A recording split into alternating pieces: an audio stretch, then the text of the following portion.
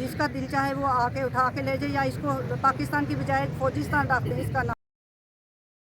वक्त में जब एक सहाफ़ी के अहले खाना उठाए गए, आप कहें अगर स्टोरी में हमें कोई इशू है भी, हम स्टोरी पर बाद में बात करेंगे, पहले तुमने बच्चे उठाए कैसे, इस पर बात करें कि हाउ डेयर तुम हमारे घरों में।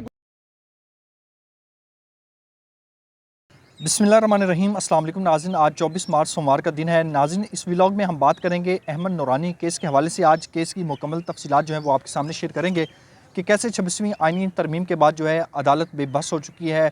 जो जजेस लालच की बिना पर इस अदालत में लाए गए हैं, कायम मुकाम चीफ जस्टिस जिनको बनाया गया है, और जजेस का हक मार के जो लोग यहाँ पर बैठे हुए हैं, तो वो अपनी नौकरी पक्की करेंगे, ना कि इंसाफ के मुताबिक जो है कानून के मुताबिक फ़ैसले करेंगे। क्योंकि उन्होंने अभी तक जो कायम मुकाम जज हैं, उन्होंने फिर और मुस्तकिल जज भी होना है, तो इसलिए बहुत सारी मजबूरियाँ होती हैं, नौकरी आड़े होती है। तो आज केस में क्या हुआ वो आपके सामने रखेंगे। और दूसरा, अहमद नूरानी साहब ने एक अपने जो उनका वेबसाइट है फैक्ट फोकस के नाम से, वहाँ पर एक स्टोरी शेयर की। वो एक फ़ौजी अहदेदारान और उनकी फैमिली के मुतालिक सी, जो बिल्कुल भी रियासत को नागवार गुजरी, क्योंकि रियासत जो है वो एक शख्स है सिर्फ़ और सिर्फ, उसी का आजकल हुक्म चलता है, उसके बगैर किसी का हुक्म नहीं चलता। और उसके ख़िलाफ़ आप बात करेंगे तो समझिए आपने रियासत के ख़िलाफ़ बात कर दी है।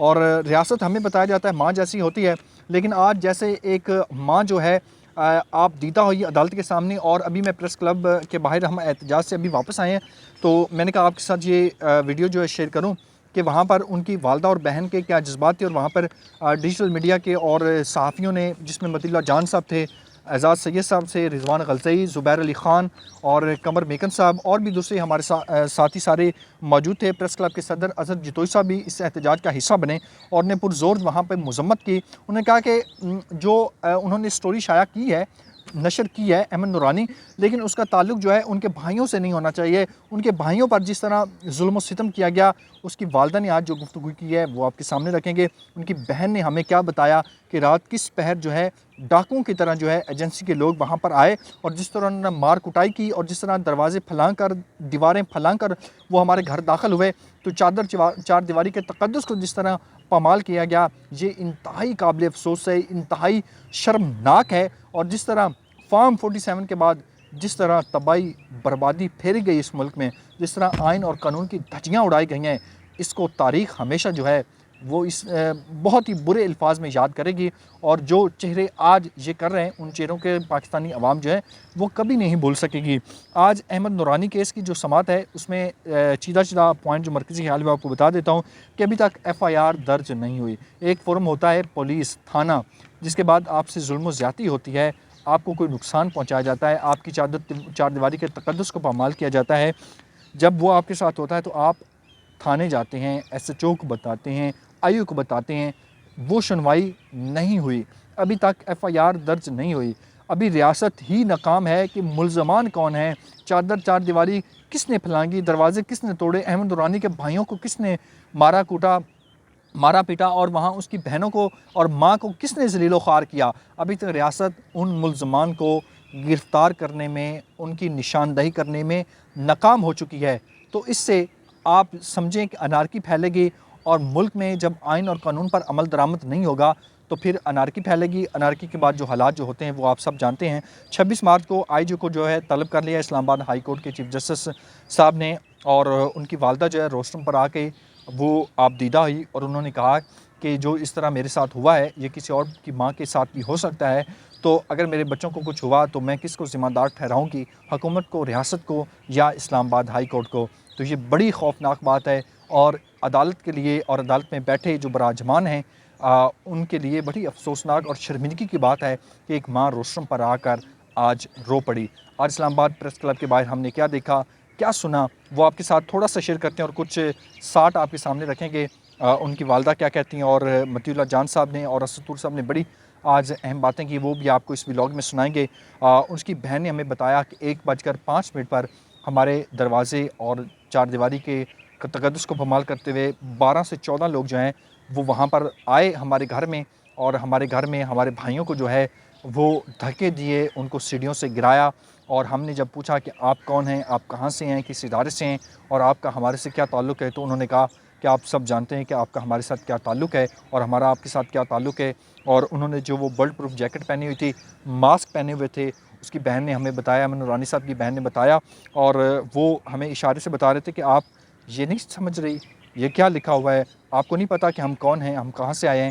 تو اب آپ دیکھیں کہ وہی پولیس جو وہاں پر آئی اور انہوں نے بتایا کہ کچھ لوگ سادہ کپڑوں میں ملبوس تھے اور کچھ وردیوں میں ملبوس تھے, اور انہوں نے باقاعدہ بلٹ پروف جیکٹیں پہنی ہوئی تھی اور ماسک پہنے ہوئے تھے سب لوگوں نے, اور وہاں پر دونوں بھائیوں کو ہمیں دھکے دیے اور ان کو اغوا کیا, ان پر تشدد کیا.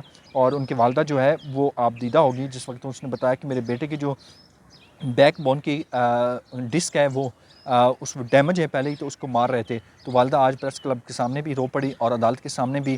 اور بدھ کے روز کا واقعہ, آج سوموار کا دن ہے, 2 دن بعد اس واقعے کو پورا 1 ہفتہ ہو جائے گا, اور ریاست ابھی تک جو ہے وہ ناکامی کا منہ جو ہے وہ سب دیکھ رہے ہیں. ریاست خود دکھا رہی ہے کہ ہم ناکام ہو چکے ہیں, عوام کو بتا رہی ہے کہ ہم آئین قانون پر نہیں چل رہے, آئین اور قانون جو ہے وہ ہمارے لیے بالکل ایک اس طرح کاغذ کا ٹکڑا ہے, اس کے علاوہ اور کچھ بھی نہیں ہے.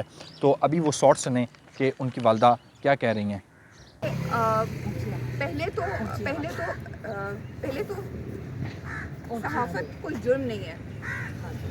دوسری بات یہ کہ جن بھائیوں کو اغوا کیا گیا ہے ان کا اس سارے معاملے سے کوئی تعلق ہی نہیں ہے. شاید انہوں نے وہ سٹوری بھی نہیں پڑھی جن کو اغوا کیا گیا ہے. وہ دونوں لوگ انجینئرز ہیں اور ان کا صحافت سے یا اس ساری سٹوری سے کوئی تعلق نہیں تھا, ٹھیک ہے. اور ان لوگوں کو آدھی رات کے وقت ڈاکوؤں کی طرح گھر پہ حملہ کر کے مسلح افراد اٹھا کے لے گئے ہیں. اور اب ہر جو ادارہ جس سے ہم کوئی قانونی مدد چاہتے تھے وہ ہر ادارہ ہمیں مدد دینے میں ناکام رہا ہے. نہ پولیس کو نے ابھی تک FIR کی ہے اور نہ ہی عدالت نے ہمیں کوئی بھی ہماری مدد کی ہے. تو ہم یہ چاہتے ہیں کہ میرے بھائیوں کو فوراً سے پہلے بازیاب کرایا جائے, اور دوبارہ یہ جو بیچارے معصوم لوگوں کو اس طرح سے غائب کرنا بہت بڑا جرم اور بہت بڑی زیادتی ہے. اور جو ہماری ریاست ہے اس کو اس سے سبق سیکھنا چاہیے کہ مطلب اگر آپ کسی کے لیے قانونی رستہ نہیں چھوڑیں گے تو پھر باقی کیا حل ہے اس کے پاس اپنی جان بچانے کا, اپنے پیاروں کی جان بچانے کا. ریاست بتائے کہ کیا حل ہے.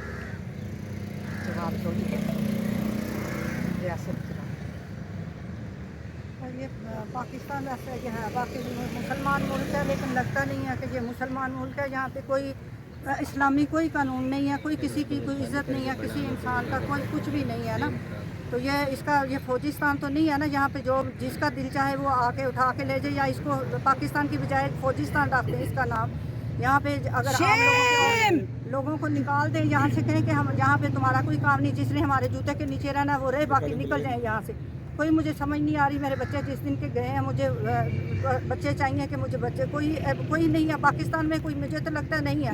میں پوری دنیا سے کوئی ہے اگر ان کے سامنے کھڑے ہونے والا یا ان کو پکڑنے والا یا ان کے لیے کچھ کرنے والا, وہ میرے بچوں کو بازیاب کرا کے دے. اور لوگ بھی بڑے پھنسے ہوئے ہیں, ان کا بھی کریں انتظام. یہ کوئی سمجھ نہیں آتی مجھے ان کا کیا ہوئے گا. Thank you.